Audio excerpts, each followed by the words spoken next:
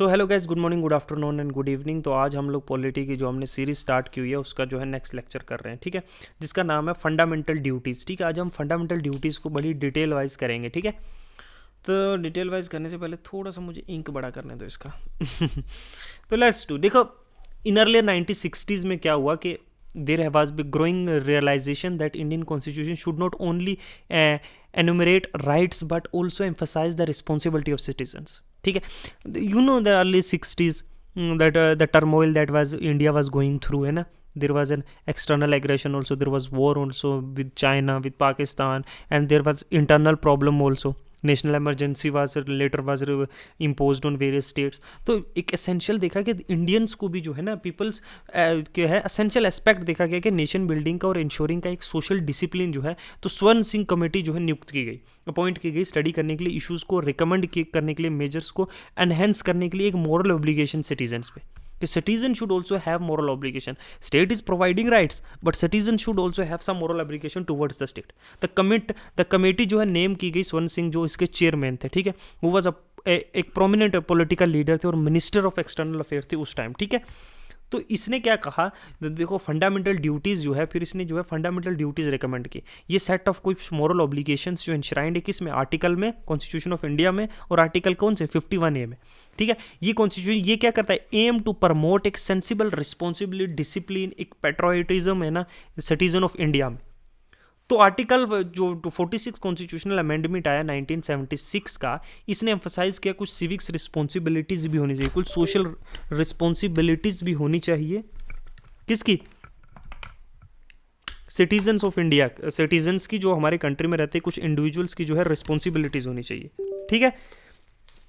तो वो उस एक कंप्लीट लिस्ट जो है वो प्रोवाइड की गई फंडामेंटल ड्यूटीज़ के नाम पे, कहाँ पे, आर्टिकल 51A में। 51A में वो हम लोग एक एक करके डिटेल वाइज देखेंगे कि वो कौन कौन से आर्टिकल्स हैं, ठीक है, सॉरी कौन कौन सी रिकमेंडेशंस थी और कौन कौन सी गवर्नमेंट ने जो कॉन्स्टिट्यूशंस में ऐड की, उन फंडामेंटल ड्यूटीज़ के बारे में हम लोग पढ़े, ठीक है। पहली देखते हैं, पहली ड्यूटी थी to abide by the constitution and respects its deal and institutions, its ideals and institutions and national flag और नेशनल एंथम। नेशनल फ्लैग हो गया हमारा, नेशनल एंथम है, जो कॉन्स्टिट्यूशनल इंस्टीट्यूशंस है, जैसे इलेक्शन कमीशन है, उनके आइडल्स हैं, है ना, जो कॉन्स्टिट्यूशंस के, उन चीज़ों को रिस्पेक्ट करना है। Constitution itself is a living document, is a supreme document Indian, we should respect that because we are living according to that constitution, okay. To cherish and follow the noble ideals which inspired our Indian struggle for freedom, जो ideals जो हमारे freedom struggle के थे, उनको respect करना है, समझे। To hold the and protect, हमारी स्वर्गनीति, यूनिटी और इंटेग्रिटी को प्रोटेक्ट करना है। कोई इस पे उंगली उठाता है तो फिर गड़बड़ है। To defend the country and render national services when called upon to do so, national services के लिए जब हमें बुलाया जाएगा, जब हमारी कंट्री को डिफेंस की ज़रूरत है, तब हमें जो है खड़े हो जाना है ना।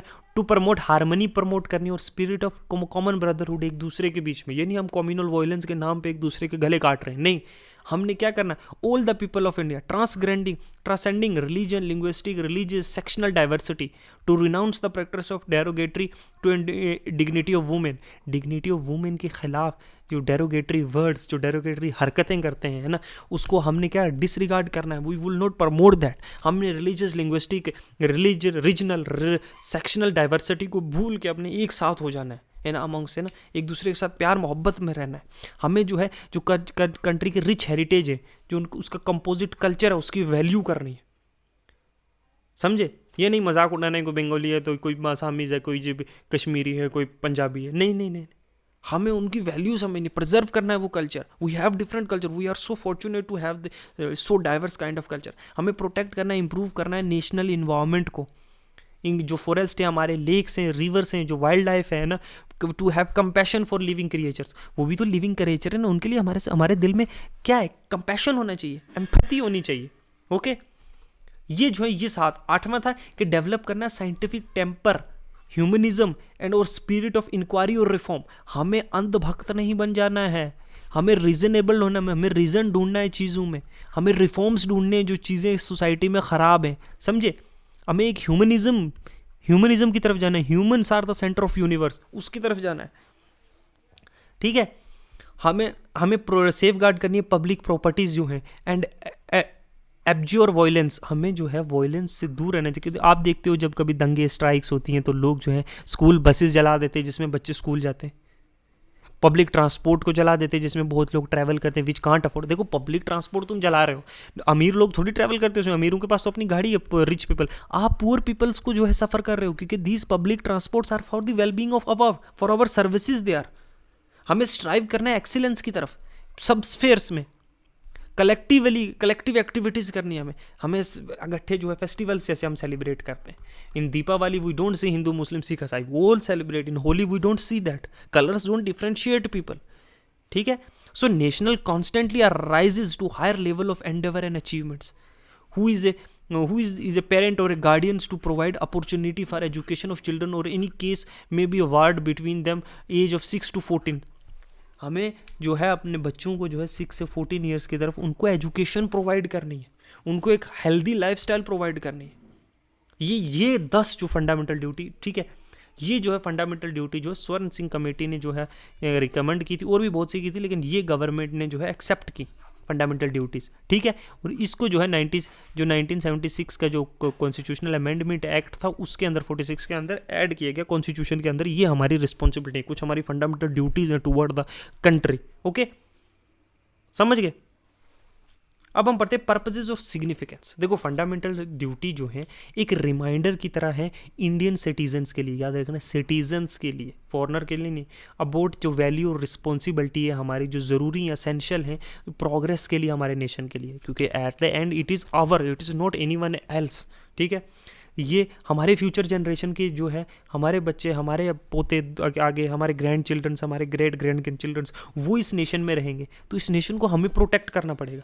ये duty to encourage citizens to actively engage होना वेलफेयर कंट्री के में, प्रोटेक्ट करने के लिए उसकी यूनिटी को, उसकी इंटीग्रिटी को, उसकी रिस्पेक्ट को, है ना, राइट एंड वैल्यूज़ जो हैं होएवर अनलाइक फंडामेंटल राइट्स, ये इन्फोर्सेबल जो है फंडामेंटल राइट्स जो कोर्ट में इन्फोर्सेबल है, जो फंडामेंटल ड्यूटी है वो इन्फोर्स नहीं की जा सकती कोर्ट में, ठीक है, वो आर नॉट इन्फोर्सेबल। इसका मतलब कि individual can not be directly punished for failing to fulfil the duties, but this serve as a guiding principle for national life. लेकिन वो एक गाइडिंग प्रिंसिपल की तरह है, चाहे वो कोर्ट उनको सज़ा नहीं दे सकती उनको पूरा नहीं कर रहा। ये क्या करती हैं, एक बैलेंस प्रोवाइड करती हैं राइट्स में और सोशल रिस्पॉन्सिबिलिटी में, फोस्टर करती हैं हारमनी अमाउंग पीपल्स और इंक्लूसिविटी सोसाइटी में, समझे। ये हैं। अब की फीचर्स कुछ देखते हैं। देखो फंडामेंटल ड्यूटीज़ जो है ना वो इन्वायरमेंटल प्रोटेक्शन के बारे में बात करते हैं, यूनिटी और डाइवर्सिटी के बारे में बात करते हैं। इनकी जो है ये नॉन जस्टिफाइबल है, ये जो है क्या जस्ट कोर्ट में जो है इनको इन्फोर्स नहीं किया जा सकता। साइंटिफिक टेम्पर डेवलपमेंट का बात करता है, मॉरल और एथिकल रिस्पॉन्सिबिलिटी प्रोड्यूस करता है ना, कॉम्प्लीमेंट करता है फंडामेंटल राइट्स को, है ना, सिविक्स और सोशल रिस्पॉन्सिबिलिटी, एजुकेशन और चिल्ड्रन पे फोकस करता है ना, फोकस इज ऑन एजुकेशन, आपने देखा ना 10th फंडामेंटल राइट, ठीक है। इनके कुछ क्रिटिसिज्म है जो लोगों ने दिए हैं कि ये नॉन जस्टिफाइबल हैं तो इनकी इतनी वैल्यू नहीं है, ये वेग और एम्बिक्यूट है, कि इनकी बहुत ज़्यादा वेग डेफिनेशन है, अंडरस्टैंड नहीं बंदा कर पाता। टू प्रमोट हारमनी, कैसे हारमनी प्रोड्यूस होगी, ओवरलैपिंग है एग्जिस्टेंट जो मॉरल ड्यूटीज़ है, मॉरल ड्यूटीज़ भी है ना, एग्जिस्टिंग मॉरल ड्यूटीज़ जो हमारी हैं वही सेम जो है यहाँ लिखा हुआ है, कोई स्पेसिफिक गाइडलाइन या मैकेनिज्म नहीं है, कोई इंस्टीट्यूशन नहीं है इनको जो है चलाने के लिए, है ना। Criticism, role of the state इसमें क्या है, अगर वो फॉलो हो रही है या नहीं हो रही तो क्या रोल है स्टेट का, वो नहीं बताया गया। इनकी जो है लिमिटेड अवेयरनेस है पब्लिक इंगेजमेंट में। कितनों लोगों को फंडामेंटल ड्यूटीज़ के बारे में पता होगा जो किसी हाई एंड एग्जाम की तैयारी नहीं कर रहे? क्या आम लोगों को पूछो कि आपको फंडामेंटल ड्यूटीज़ के बारे में पता है कि सिटीजन्स की क्या है? आई बेट कि फ्रॉम 100 पीपल 10 लोगों को भी पता होगा। सो अवेयरनेस इनकी कम है, इनकी जो है अवेयरनेस कम है। How to increase the awareness among the people of the concerning fundamental duties ने, अब अवेयरनेस बढ़ाने के लिए फंडामेंटल ड्यूटी की ना, तो वर्मा कमेटी ने आइडेंटिफाई किया few existing act by which proper implementation of such duty can be accomplished, कि कुछ एक्ट हैं जो कॉन्स्टिट्यूशन इंडिया ने, जो हमारे पार्लियामेंट ने इनेक्ट किए हुए हैं, हम उसकी मदद से जो है और जो है क्या कर सकते हैं, इन ड्यूटीज़ का जो है प्रचार कर सकते हैं, किस्म का इन ड्यूटीज़ के बारे में बता सकते हैं अगर उनके एक्ट्स को हम प्रॉपरली इंप्लीमेंट करें। जैसे वाइल्ड लाइफ प्रोटेक्शन एक्ट 1972 का environment related, representation of people act से वोटिंग राइट्स इनके related, member of parliament, member of state legislature assembly, है ना, कैसे करना है रिप्रेजेंटेशन के लिए, अनलॉफुल एक्टिविटीज़ के related, protection of civil right act है जो है ना, जो आर्टिकल 17 से भी रिलेटेड है, अनटचेबिलिटी, सोशल जो इस तरह के जो क्राइम से उनको जो है रोकने के लिए ना, insult to the honour act, देखो ना, prevention of insult to national honour, ये एक्ट है, कंजर्वेशन ऑफ फॉरेस्ट एक्ट है 1980 का। तो इन एक्ट्स के थ्रू वर्मा कमेटी ने कहा कि अगर इनका प्रॉपर इंप्लीमेंटेशन हो तो फंडामेंटल राइट्स जो हैं और लोगों को पता चलेंगे। ओके, सो ये है, ये हमने देखना था फंडामेंटल राइट। मैंने इसको जो है श्योर शॉर्ट करने की कोशिश की है ताकि जो है आपको जो एक वीडियो में समझ आ जाए, ठीक है।